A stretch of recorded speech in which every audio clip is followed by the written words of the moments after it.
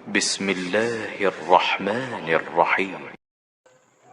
إن الحمد لله نحمده ونستعينه ونستغفره ونعوذ بالله من شرور أنفسنا ومن سيئات أعمالنا. من يهده الله فلا مضل له ومن يضلله فلا هادي له. وأشهد أن لا إله إلا الله وحده لا شريك له وأشهد أن محمدا عبده ورسوله. أما بعد. بسم الله الرحمن الرحیم. نبی رحمت للعالمین. نبی کریم صلی اللہ علیہ وسلم کے امامہ مبارکہ کو بم کی شکل دے کر آپ صلی اللہ علیہ وسلم کو دہشت گرد باور کروانے والے کیا جانے کہ اس نبی صلی اللہ علیہ وسلم کو تو خالق کائنات نے تمام جہانوں کے لیے رحمت بنا کر بھیجا ہے.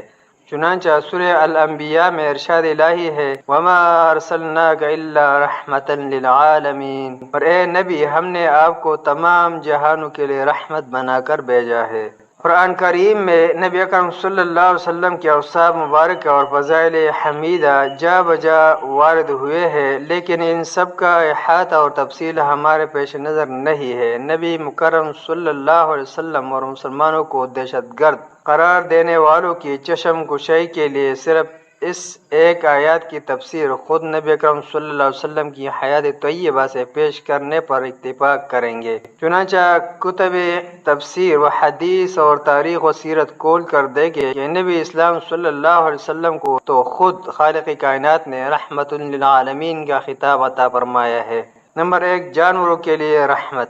آپ صلی اللہ علیہ وسلم نہ صرف انسانوں بلکہ جانوروں تک کے ساتھ بھی رحم و کرم فرماتے اور لطف و محبت کا حکم فرمایا کرتے تھے، جس کی چند مثالیں درج ذیل ہے. نمبر 1، ابو داؤد، مسند احمد، مسند ابی یعلا، مسند ابی عوانہ، مصنف ابن ابی شیبہ، دلائل النبوہ بحیقی اور مستدرک حاکم میں مذکور ہے کہ نبی کریم صلی اللہ علیہ وسلم کو دیکھ کر ایک اونٹ بلبلایا اور اس کی آنکھوں سے آنسو بہنے لگی. آپ صلی اللہ علیہ وسلم نے شفقت کے ساتھ اس کے پیٹ پر ہاتھ پھیرا تو وہ پرسکون ہو گیا. پھر آپ صلی اللہ علیہ وسلم نے اس کے مالک کا پتہ کروا کر اسے فرمایا کیا تم اس جانور سے بدسلوکی کرتے ہوئے اللہ سے نہیں ڈرتے ہو جس نے تمہیں اس کا مالک بنایا ہے؟ اس نے میرے سامنے تمہاری شکایت کی ہے کہ تم اسے بھوکا رکھتے ہو اور کام زیادہ لیتے ہو. نمبر 2، مسند احمد، مستدرک حاکم اور سنن بحیقی میں ہے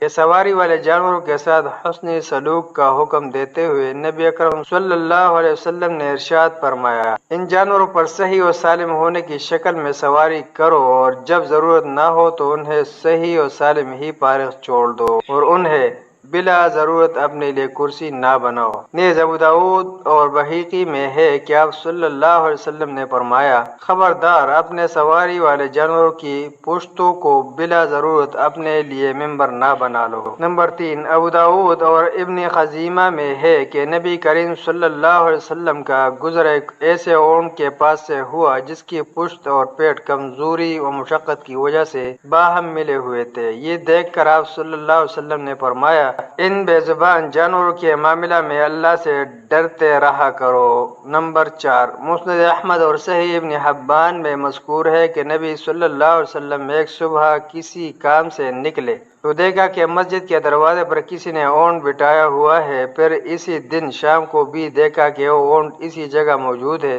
تو استفسار فرمایا کہ اس کا مالک کون ہے، مگر وہ نہ ملا تو بلا وجہ کسی جانور کو باندھ کر بیٹھا رکھنے سے منع کرتے ہوئے فرمایا ان جانوروں کے معاملہ میں خوف الہی سے کام لیا کرو.